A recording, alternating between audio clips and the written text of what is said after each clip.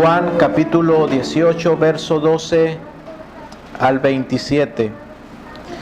El testimonio de Jesús y la negación de Pedro. El verso 12 al 27. Entonces la compañía de soldados, el tribuno y los alguaciles de los judíos prendieron a Jesús y le ataron. Y le llevaron primeramente ante Anás, porque era suegro de Caifás, que era sumo sacerdote aquel año. Era Caifás el que había dado el consejo a los judíos de que convenía que un solo hombre muriese por el pueblo. Y seguían a Jesús Simón Pedro y otro discípulo. Y este discípulo era conocido del sumo sacerdote y entró con Jesús al patio del sumo sacerdote. Mas Pedro estaba fuera a la puerta. Salió pues el discípulo que era conocido del sumo sacerdote y habló a la portera e hizo entrar a Pedro. Entonces la criada portera dijo a Pedro: ¿no eres tú también de los discípulos de este hombre? Y dijo él: no lo soy.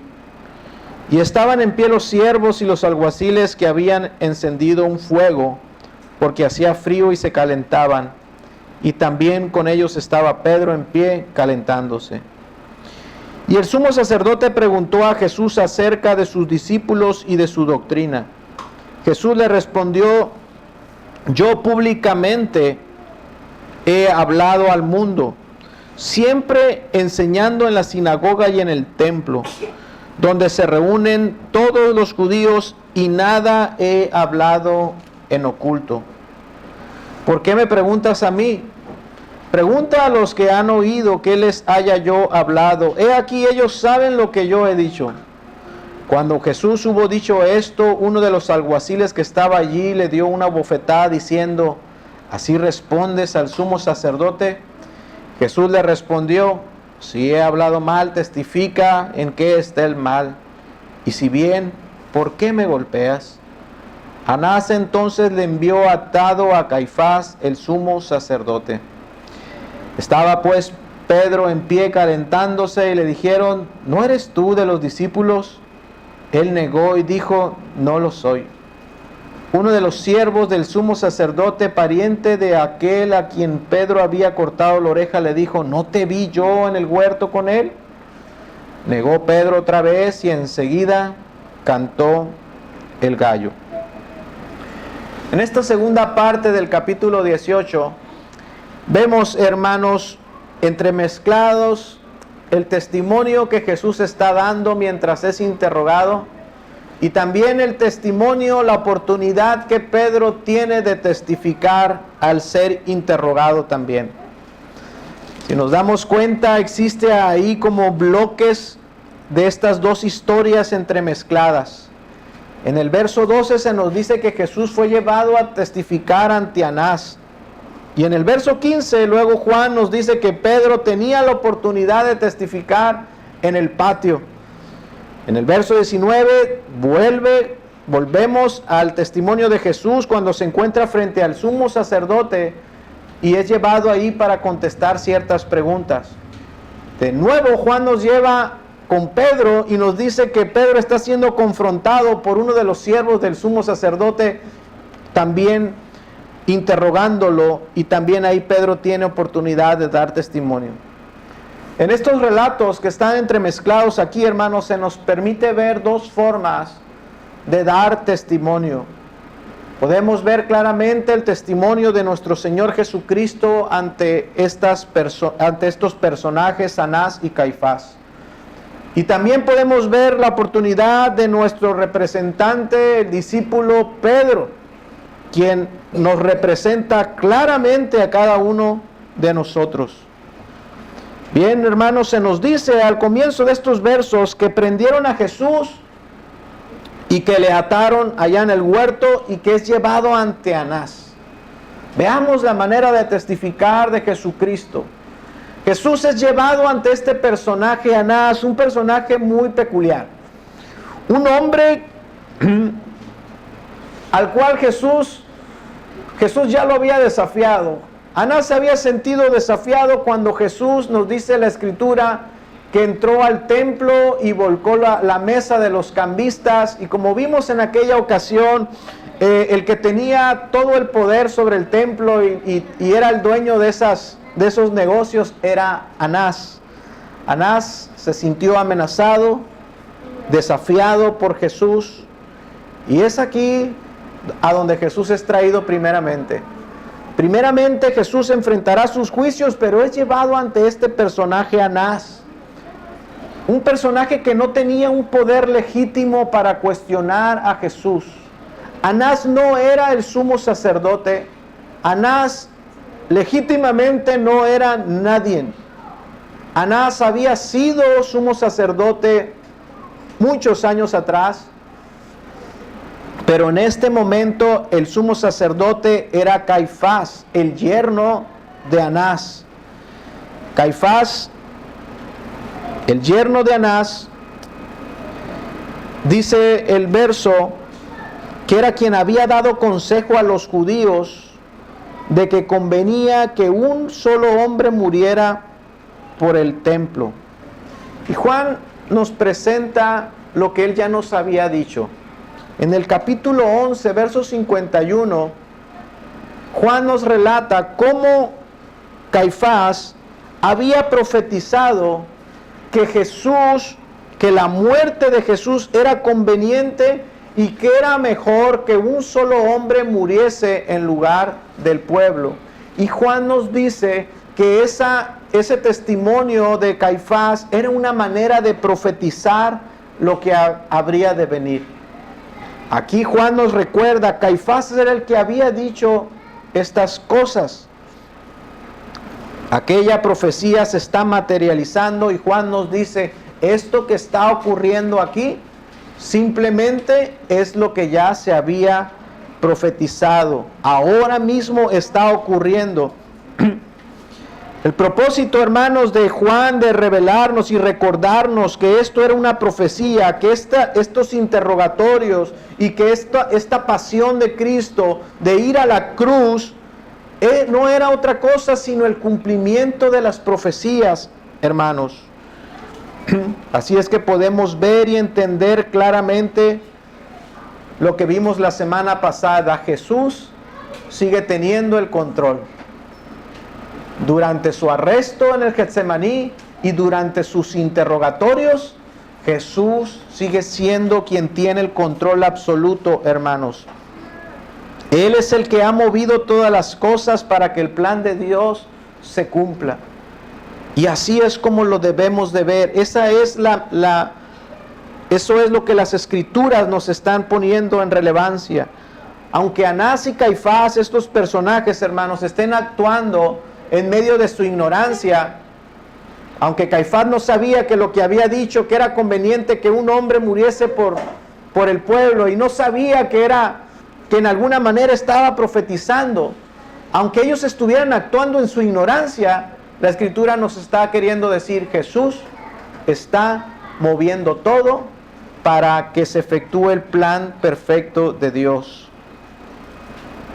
Aunque ellos estaban, hermanos, creían que estaban quitando un estorbo del camino, aunque creían que estaban acabando con alguien que los estaba poniendo a ellos en peligro, que los estaba poniendo en peligro ante el Imperio Romano, aunque esos eran sus propósitos, lo que está ocurriendo realmente es que Dios está moviendo todas las cosas para que el plan de salvación se efectúe.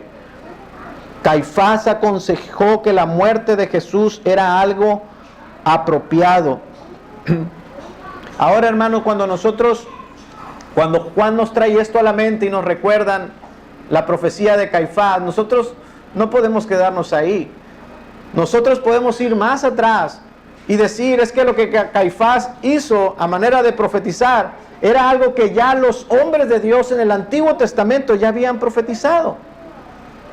Las Escrituras ya hablaban de esto. Isaías 49, Isaías 53 nos hablaban, hermanos, de esta necesidad de que viniese el siervo de Dios a cargar con nuestra culpa y ser castigado, molido por nuestras rebeliones y así pagar por nuestro pecado.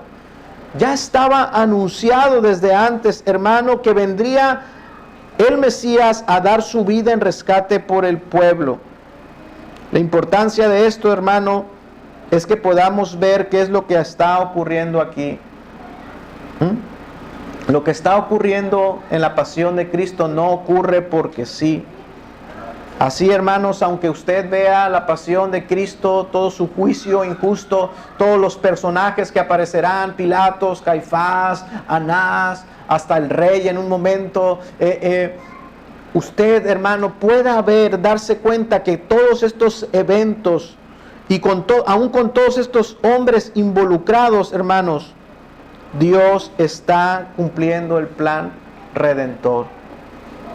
Aunque ellos entiendan o no entiendan, nadie se puede oponer al plan de Dios. Nadie se puede oponer a lo que Dios ha decretado. Dios ha dicho y Él hará. Podemos ver que los hombres actúan en su ignorancia, en su pecado, en su corazón duro, y Dios aún usa eso para cumplir sus propósitos. Nadie puede oponerse al plan de Dios. Jesús va a pasar por su pasión y va a ir a la cruz. No porque alguno de ellos lo planeó, sino porque ya Dios lo había establecido así. Así, hermanos, que la muerte de Cristo en la cruz no fue un plan de los romanos. Cuando usted le pregunta a veces a alguien, ¿quién mató a Jesús? Muchos te dicen, ¿fueron los romanos? ¿Fueron los líderes religiosos? ¿Fue Pilatos con los romanos? ¿O fue Caifás y Anás, todos esos líderes religiosos? No. No, pues fue Judas quien maquinó la muerte de Jesús en su corazón traicionero. Fue el traidor de Judas quien de ahí salió el plan de matar a Jesús. No fue ahí tampoco, hermanos. Ni siquiera, escuche bien, surgió en el intelecto de los grandes profetas del Antiguo Testamento, Isaías o Jeremías. No surgió tampoco en sus corazones. El plan de Dios surgió en el corazón de Dios. La muerte de Cristo en la cruz, hermanos, fue, como dijo Pedro, fue el determinado consejo y anticipado conocimiento de Dios. Fue el plan eterno de Dios, hermanos. Así es que es nuestro deber ver a Cristo siempre como un triunfador. Aún en estos momentos, Cristo es el vencedor y no es el vencido. Aunque esté atado de sus manos frente a Anás y Caifás, Cristo es el vencedor y no es el vencido. Ese es el enfoque real, ese es el enfoque histórico que nos presentan las Escrituras en cuanto a su pasión, hermanos. Su victoria aún en todo este pasar que va a recorrer nuestro Señor. Vayamos y veamos el interrogatorio. En el verso 19 dice: el sumo sacerdote preguntó a Jesús acerca de sus discípulos y de sus doctrinas. Bien, hay alguien que se atreve a cuestionar a Jesús. Este hombre es Anás y no hay nadie mejor que él. Un hombre poderoso, un hombre de mucha influencia entre los judíos. Es este el que interroga a nuestro Señor Jesucristo. Y aunque hemos dicho que este hombre no tenía un poder legítimo, es a él a quien lo traen primero. Y eso nos habla del gran poder que tenía Anás. En este mundo hay hombres que tienen poder, pero nunca tendrán, hermanos, más autoridad que la de nuestro Señor. Sin embargo, si Jesús está aquí frente a este hombre corrupto, es por su propia voluntad. El legítimo sacerdote era Caifás en ese momento, pero lo traen ante Anás. Anás es ese personaje que siempre se encuentra dentro de los gobiernos corruptos. Es ese personaje que está atrás, ocultas, que no es el gobernador, no es el presidente. Hay alguien atrás de todos ellos. Hay alguien que mueve los hilos detrás de todos ellos, que está oculto. Sin embargo, Él pone a personas que den la cara, pero quien da las órdenes y quien mueve las cosas es alguien más poderoso que está atrás. Anás era ese. En el Antiguo Testamento estaba establecido que los sumos sacerdotes eran vitalicios. O sea, no había cambios de sumos sacerdotes. Era hasta que muriera. Pero cuando vienen los romanos y toman el control de los judíos, los romanos, como una medida de control, exigen y les piden que los cambios de sumos sacerdotes fueran anualmente, fueran continuamente, se renovaran. Así es que Anás hace mucho que había dejado de ser sacerdote, pero él había puesto a sus familiares, a sus hijos, y luego puso a su yerno. Pero la persona de poder era Anás. Y es a él, no a Caifás a quien se lo llevan, sino se lo llevan a Anás, a este personaje corrupto, a esta autoridad oculta, perversa. Y es Anás quien interroga a Jesús y le pregunta estas dos cosas. Le pregunta acerca de sus discípulos y acerca de su doctrina. Jesús, ¿cuál es tu doctrina? Como si él no supiera. Los líderes religiosos ya habían mandado, siempre habían mandado personas que anduvieran detrás de Jesús para escuchar lo que enseñaba. Y venían y traían informes. Sin embargo, aquí está Anás. A ver, dime tu doctrina. ¿Cuál es? ¿Qué es lo que enseñas? Y fíjese el testimonio que da Jesús. ¿Qué dice Jesús? Yo públicamente, Anás, he hablado al mundo. Siempre he enseñado en las sinagogas y en el templo donde se reúnen todos los judíos, y nada he hablado en oculto.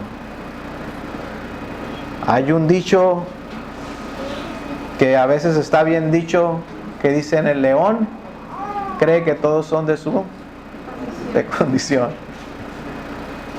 Anás le pregunta: ¿qué enseñas? ¿Qué tienes oculto? ¿Cuál es esa doctrina? ¿Qué propósitos ocultos tienes? ¿Y qué le dice Jesús? En mi ministerio, Anás, en mi ministerio no hay secretos. Yo he actuado limpiamente y claramente. Yo no soy como tú. Yo no soy... Detrás de mí no hay nadie en oculto, ni yo estoy enviando a discípulos por enfrente a obrar ocultamente como lo haces tú. Todo lo que he hecho, lo he hecho públicamente, he hablado al mundo. Siempre he enseñado en las sinagogas, mis obras y mis palabras han sido claras. No necesitan ser interpretadas o decodificadas. Lo que he dicho, mi sí ha sido sí, mi no ha sido no. Todo lo que he dicho ha sido claro. No hay nada perverso y oculto detrás de mí, soy transparente.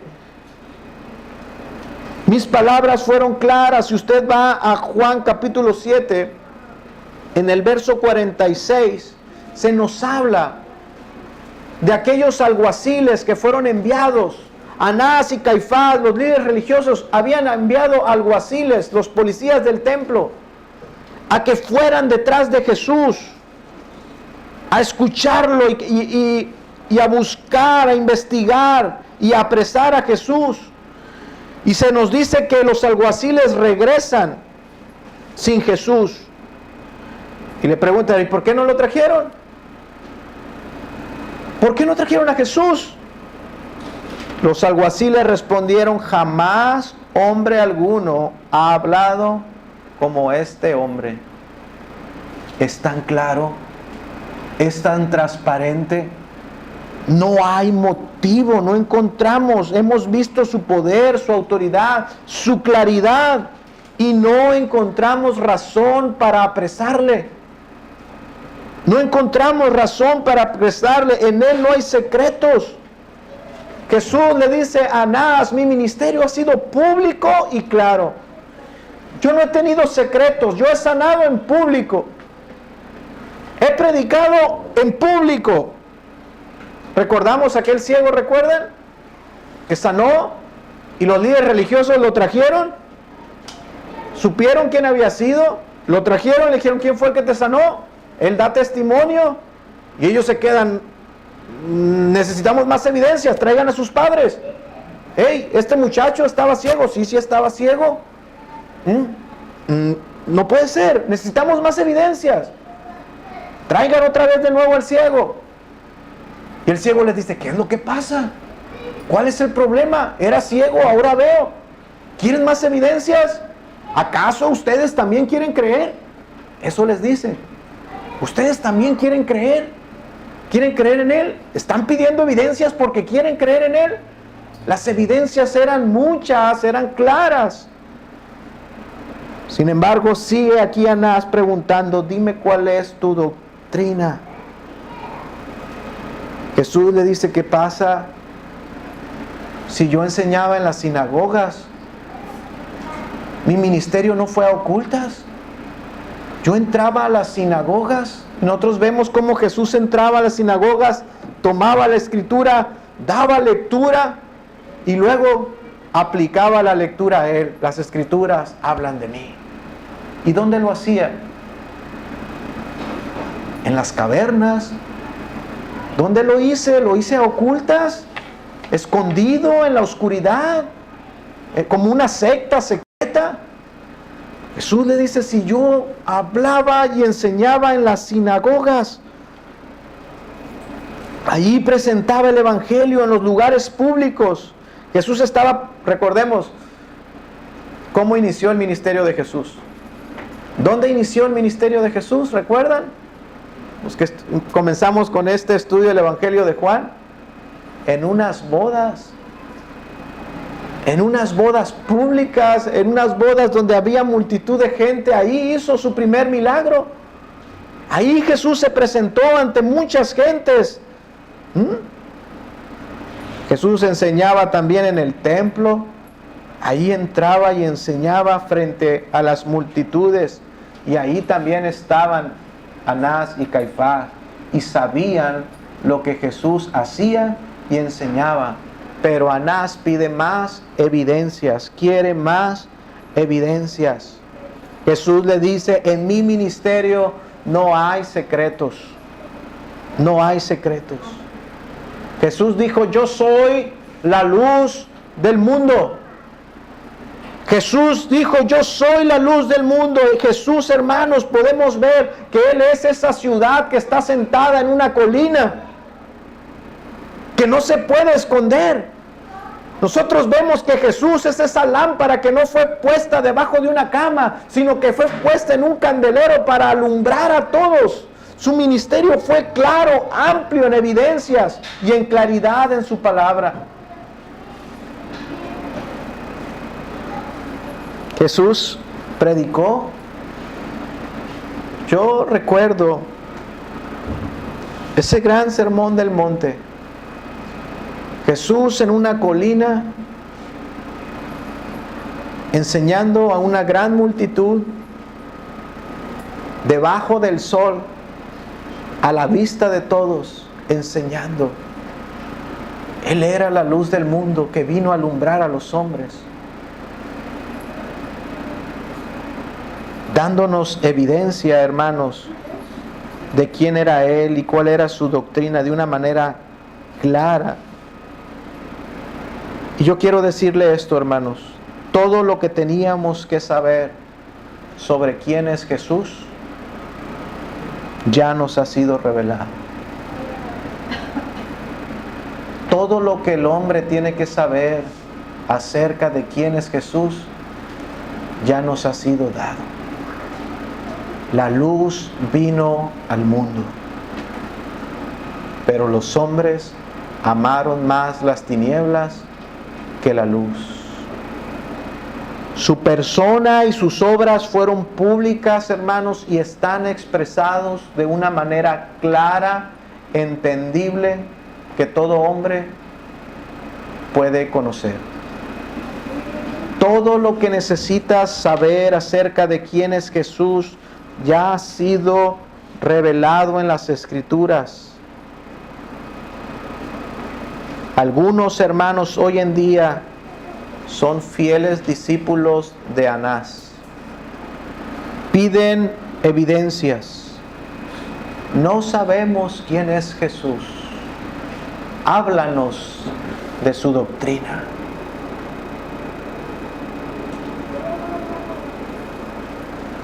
Como si el Evangelio fuese algo que habría que decodificar, que habría que escarbar, algo difícil. No es así. No es así. No hay nada que necesites saber para ser salvo que Dios no haya revelado. No hay nada que el hombre necesite para saber salvo que ya Dios no le haya entregado. Dios nos entregó a su Hijo y nos ha entregado el Evangelio, nos ha dado las Escrituras de una manera clara. Clara. Así es que hay muchos que siguen esperando evidencias para poder, quizá, si llego a algún razonamiento y si digo esto es lógico, entonces voy a creer y voy a tener la vida eterna. No es así. Todo lo que necesitas saber en cuanto a la salvación está en las Escrituras. El problema, hermanos, no es la falta de evidencias. El problema es la falta de voluntad para amar a Cristo. Quiero tener la vida eterna, explícame. No entiendo yo esto. ¿Cómo es que la Biblia dice eso? Yo no lo entiendo. No es falta de evidencias, es falta de voluntad, hermanos, para amar a Dios y seguirlo. No se necesitan, hermanos, más pruebas para venir a Jesús. Se necesita voluntad. Mire cómo Jesús le dice, ¿por qué? En el verso 21, ¿por qué me preguntas a mí? Anás pide evidencias y Jesús le responde a Anás, ¿por qué me preguntas a mí? Que Él les haya yo hablado. He aquí, ellos saben todo lo que yo os he dicho. Jesús no se defiende, Jesús no se justifica, porque Jesús no tiene necesidad, ni Jesús quiere salir de esta situación. Jesús va a la cruz. Pero le dice claramente el camino de la salvación. Ve y pregunta a los que me han oído. Hermanos, nosotros podemos ver aquí, hermanos, en donde Dios depositó el poder del Evangelio. Jesús no se le va a aparecer a nadie hoy en día para predicarles el Evangelio. ¿Escuchó bien eso? Hay muchos que dicen que se les apareció Jesús. Escúchenme. Eso no es bíblico. Un demonio se les ha de haber aparecido, vestido como ángel de luz. Jesús dijo, a mí no me preguntes. El Evangelio en el plan eterno de Dios es que va a ser depositado en mis discípulos. Jesús no se le va a aparecer a nadie como una señal para que crean. Ve y pregunta a los que me han oído. Ve y pregunta a ellos. Ellos van a dar testimonio de mí. Jesús había dicho, el Padre dará testimonio de mí. El Espíritu Santo dará testimonio de mí.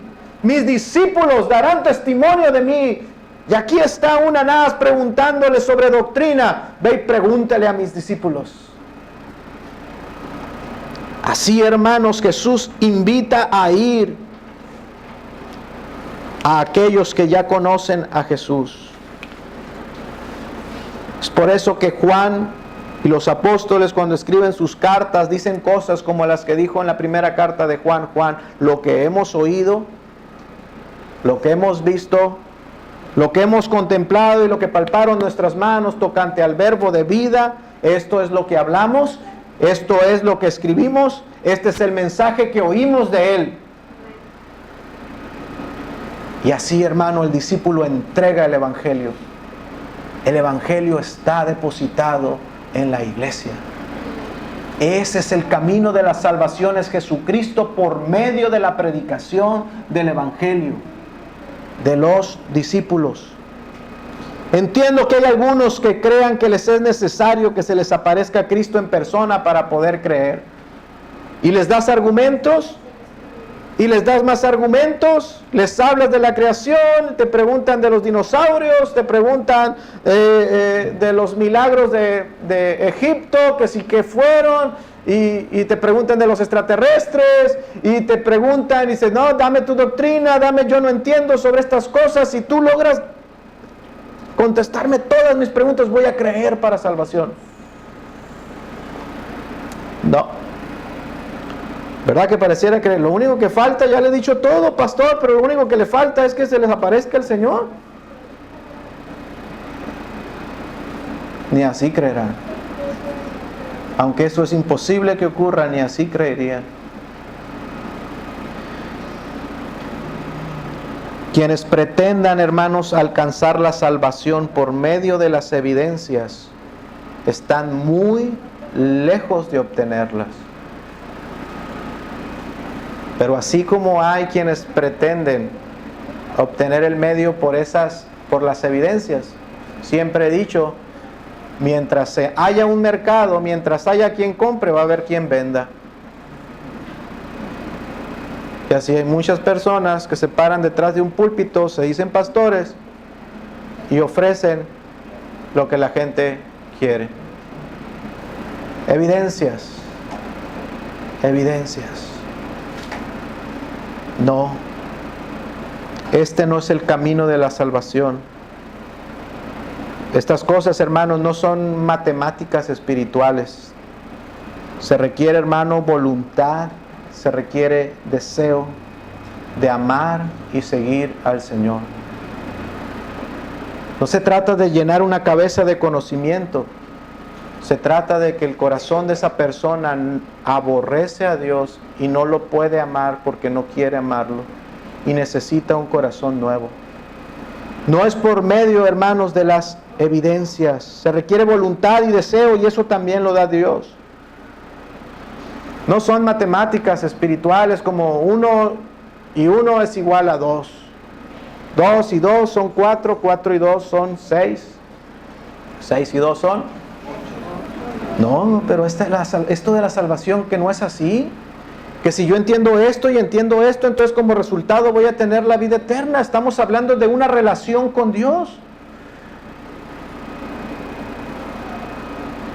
Imagine usted a una persona que, bien, yo quiero tener una mujer, una esposa, y estas son las características que quiero que tenga, y pone 10 características, que sea amable, que sea cariñosa, que sea hogareña, y pone 10 características, que sea delgada, que sea gorda, que sea, me gustan así, así, así. Y ve a alguien, llega alguien a su vida y, oh, wow, cumple las 10 características. Ella es. Y la cosa no funciona. Porque cuando hablamos de relaciones, hablamos de cosas intangibles, ¿sí o no? Hay cosas intangibles. Y cuando hablamos de conocer a Dios, no se trata de eso. Si yo conozco esto, si respondes esta pregunta y si cuadra con esta filosofía, entonces ya voy a entender todo lo que necesito para la salvación y tengo vida eterna. No, se requieren cosas intangibles que se llaman voluntad, deseo por Dios. Y ese deseo no está en el hombre. No está en el hombre. Dios necesita ponerlo allí. ¿Cómo viene entonces esa transformación? ¿Cómo el hombre puede ser salvo? ¿Cómo puede el hombre tener esa voluntad, ese sentir para amar a Dios y seguirlo? Piensen esto, Jesús era el maestro de maestros. No ha habido otro como Él. Jesús bien pudo haberle respondido a Anás, destruir todos sus argumentos. ¿Sí o no? Era Dios encarnado. Tenía toda la sabiduría. Podía haberle explicado todo el Antiguo Testamento y decirle a Anás, mira, todo esto da testimonio de mí. Y Anás quedar sin argumento alguno. Ok, Anás, estás derrotado. ¿Todos te ha quedado claro? Ahora, ámame y sígueme. Pero no fue así, porque no es así. Porque no se trata de las evidencias, hermanos. No se trata de eso. El problema no era la doctrina, ni tampoco era Jesús. Anás aborrecía a Jesús. Su corazón aborrecía a Jesús. El problema era que Anás tenía un corazón malo y solo sentía repudio hacia Jesús. No las faltas de evidencias. Para llegar a amar a Jesús, hermanos, no lo podemos hacer a través del camino del razonamiento o la demostración de evidencias. Recuerden, los alguaciles llegaron y dijeron, ningún hombre ha hablado así. No hay nadie como él, pero lo aborrezco. Pero no lo puedo amar. Tenían todas las evidencias, no había falta en Jesús, se reconocía que era el mejor de todos, que no había ninguno como él. Sin embargo, Anás aborrecía a Jesús. Hay un elemento intangible que hace falta, y es la falta de voluntad, la falta de amor, la evidencia de un corazón malo que aborrece a Jesús. Dios ha decidido que en la conversión de esa voluntad no va a ser por evidencias, sino por medio del testimonio de la predicación del Evangelio. El corazón no se transforma, nadie puede amar a Dios por otro medio. El Evangelio necesita ser predicado y en el Evangelio está el poder para cambiar el corazón y que las personas puedan amar a Dios y seguirlo. Es que hay que entender algo, hermanos, que las Escrituras no están puestas aquí como... No están puestas aquí para andar diciéndoles, mira todo lo que Dios hizo, compréndelo, razónalo, entiéndelo. Las Escrituras están puestas aquí, hermanos, para ser predicadas y que los hechos de Dios conmuevan nuestras entrañas para ver lo que Dios hizo por nosotros, entregar a su Hijo en propiciación por mi pecado, y esa información se vuelva en nosotros poder de Dios para quebrar mi corazón duro. Y así, hermanos, poder amarle a Él. Que no está para llenar tu intelecto, que no está para llenarte de información. Está aquí el testimonio de lo que Dios hizo por nosotros para que seamos quebrantados, hermanos. Para mover las entrañas. Oh, qué bien, Cristo murió por mí en la cruz. ¿Y? Nada se mueve.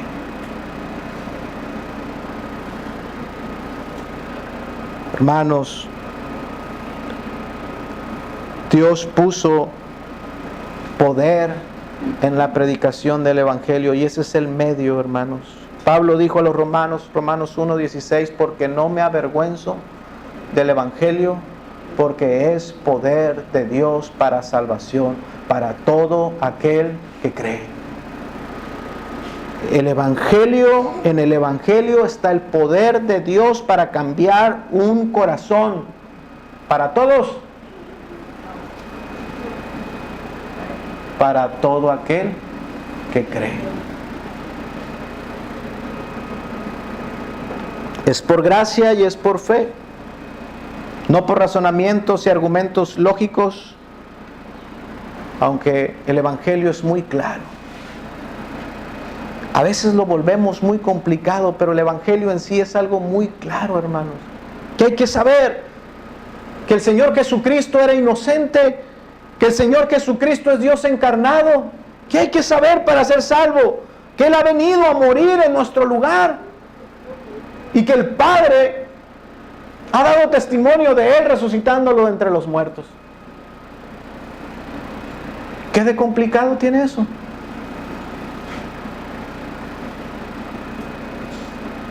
Pero el hombre rechaza a Dios. No porque esto sea demasiado complicado. Rechaza a Dios y no ama a Dios por falta de voluntad. No hay amor en el hombre para Dios. El Padre dio testimonio de Jesucristo. Los discípulos han dado testimonio de Jesucristo predicando el Evangelio, predicando que hay perdón de pecados en Cristo. Y los hombres resisten al Espíritu Santo que da testimonio en sus corazones. Cuando el hombre resiste al Espíritu Santo, ya no hay nada más que hacer. Ese es el pecado imperdonable, cuando el hombre resiste al Espíritu Santo. Frente a todas las evidencias, frente a la palabra clara, y resiste al Espíritu de Dios, no hay nada más que hacer. Jesús le dice: ¿quieres saber de la doctrina que predico? Ve y pregúntale a ellos. Por otra parte, esto, hermano, también nos exhorta que si tú has oído la voz de Dios y has creído la voz de Dios, hermanos, tienes que ir y predicar el Evangelio. Tus amigos no se van a convertir si no les predicas el Evangelio. No hay otro medio de salvación. Nadie va a llegar a la salvación si no ha oído el Evangelio. ¿Cómo pues creerán si no hay quien les predique? Si este es el medio de salvación y Dios ha puesto este medio en nosotros, en los discípulos, Dios envía a los incrédulos a nosotros, porque en nosotros ha sido puesto este Evangelio. Continuemos y vayamos al verso 22. Cuando Jesús hubo dicho esto, unos alguaciles que estaba allí, le dio una bofetada diciendo: ¿así respondes al sumo sacerdote? Y Jesús le respondió: si he hablado mal, testifica en qué está el mal, y si bien, ¿por qué me golpeas? ¿Por qué me golpeas? Pregunto yo, ¿qué hay de malo en nuestro Señor Jesucristo? ¿Qué hay de malo en nuestro Señor Jesucristo? Recordemos que anteriormente ya se habían levantado testigos falsos en contra de Jesús y nada de eso funcionó. Pero Jesús les está aquí dando la oportunidad. Jesús está en control y aun cuando Él está siendo interrogado, Jesús les da la oportunidad de decir: ¿qué de malo hay en mí? ¿Por qué me golpeas? Si he dicho algo, es la oportunidad, díganlo. Si he hecho algo, Esta es la oportunidad, díganlo. Si ha habido pecado, falta alguna en mí, díganlo, y todo el plan de salvación se destruye. Si hay alguna falta en mí, díganlo, pero ¿por qué me golpean? ¿Cuál es la razón por la cual me juzgan y me llevan a la cruz? Si hay algo, levanten la voz y díganlo. Y todo esto se cae. El plan eterno fracasa. No hubo ninguna palabra impropia en Jesús. No hubo ningún hecho condenable en su ministerio. Porque me golpeas. Porque me aborrecen. ¿Por qué me aborrecen? ¿Por qué voy a la cruz? ¿Por qué motivo estoy aquí en un juicio? ¿Por qué motivo voy a ser azotado? ¿Por qué motivo voy a cargar una cruz? ¿Por qué motivo voy a ser despedazado ahí? Si hay algún motivo, díganlo. Si hay pecado en mí, díganlo ahora. Si me maltratas y si me llevas a la cruz, ¿cuál es el motivo? Pero si no hay motivo, si no existe motivo y estoy aquí como un inocente, el plan de salvación se va a llevar a cabo. Y daré vida a aquellos que me aborrecieron. Y habrá perdón de pecados. ¿Por qué me golpeas? ¿Por qué me golpean? ¿Por qué me aborrecen? Si existe esperanza para ti y para mí, es porque no hubo motivo por el cual crucificar a Jesucristo. Si existe esperanza para ti y para mí, es porque el que está siendo abofeteado, el que recibió esa bofetada, era total y absolutamente inocente. Si existe perdón de pecados por nuestros pecados, es porque Jesús murió siendo inocente. Él murió en el lugar de muchos. Y toda tu culpabilidad fue puesta en la vida, fue clavada en la inocencia de nuestro Señor Jesucristo.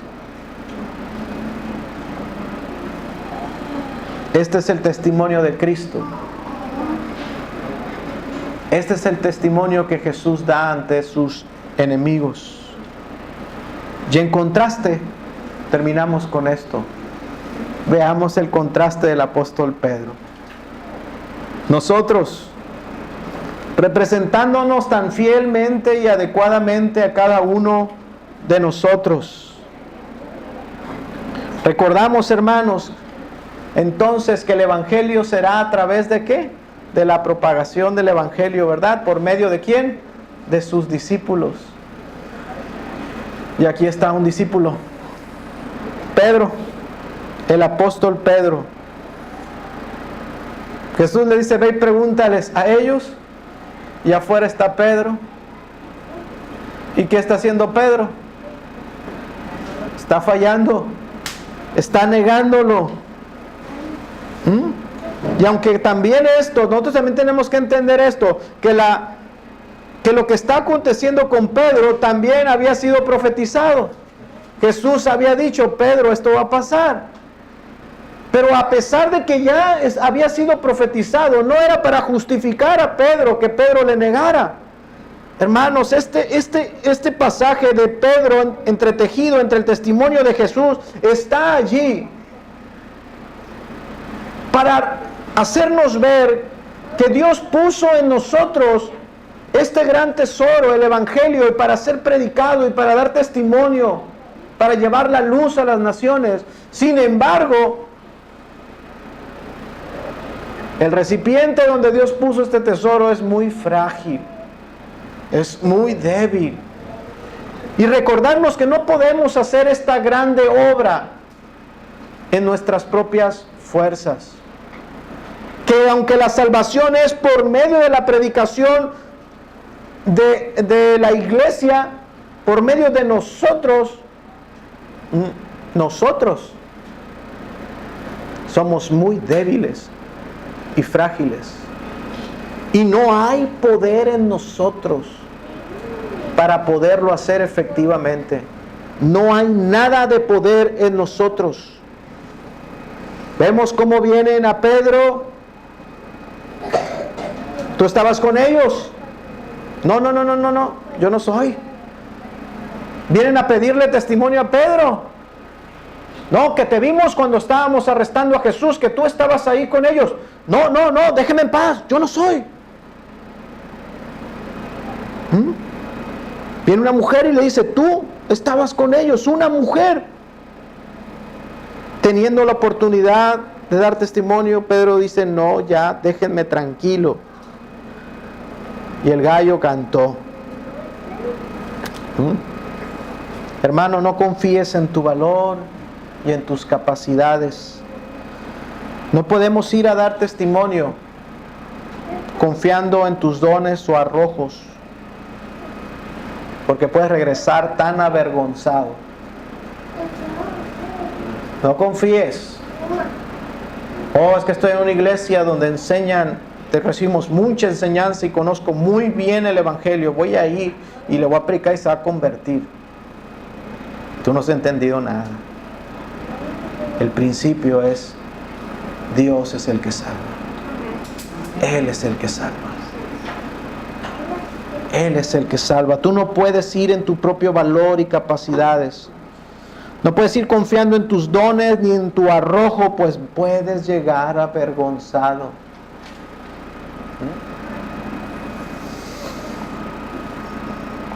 ¡Qué vergüenza!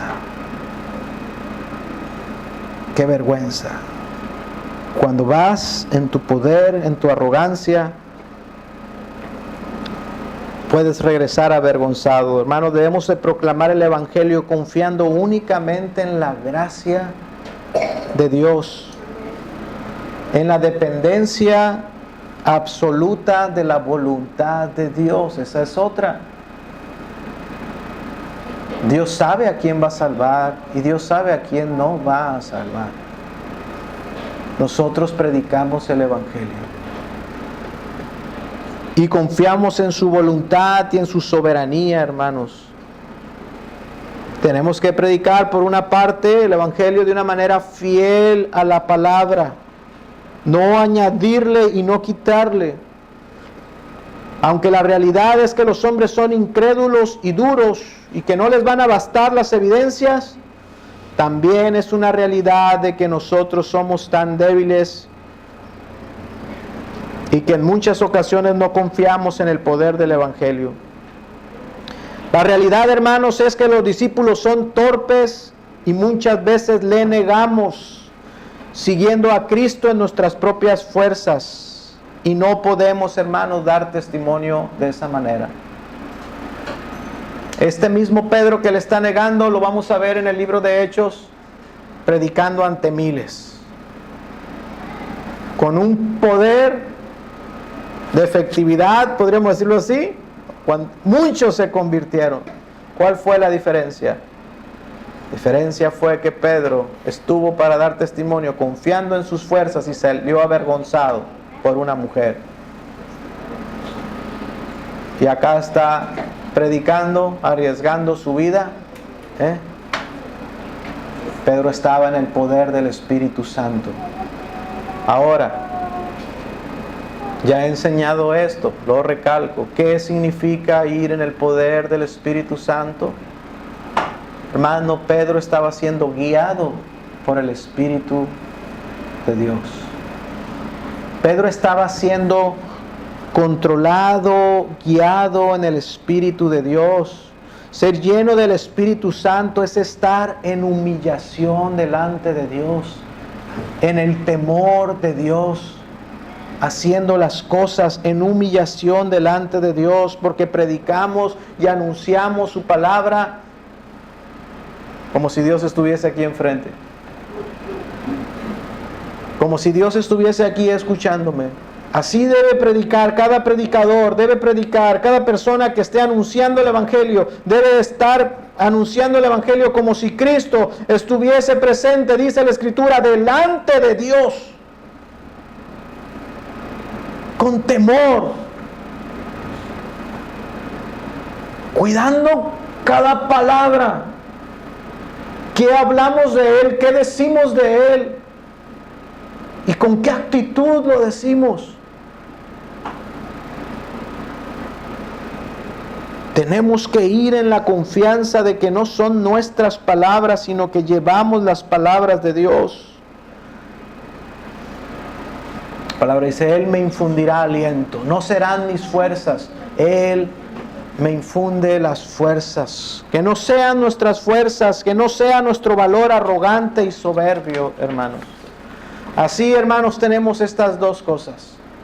El testimonio de Jesús y el testimonio de Pedro. Independencia absoluta a la voluntad de Dios y caminando hacia la voluntad de Dios o andando en nuestras fuerzas, en nuestra arrogancia y siendo humillados, hermanos, avergonzando y dando mal testimonio. Nuestro testimonio tiene que ser fiel y constante. Hermano, y si alguno se llegase a convertir, tenemos que entender que fue obra de Él y que solo Él fue y que solo a Él debe de ser dada la gloria. Este Evangelio, hermanos, que Dios ha confiado en nuestras vidas está, dice la Escritura, para ser anunciado y para ser creído. Y nosotros debemos de confiar en la voluntad de Dios. Amén. Vamos a orar.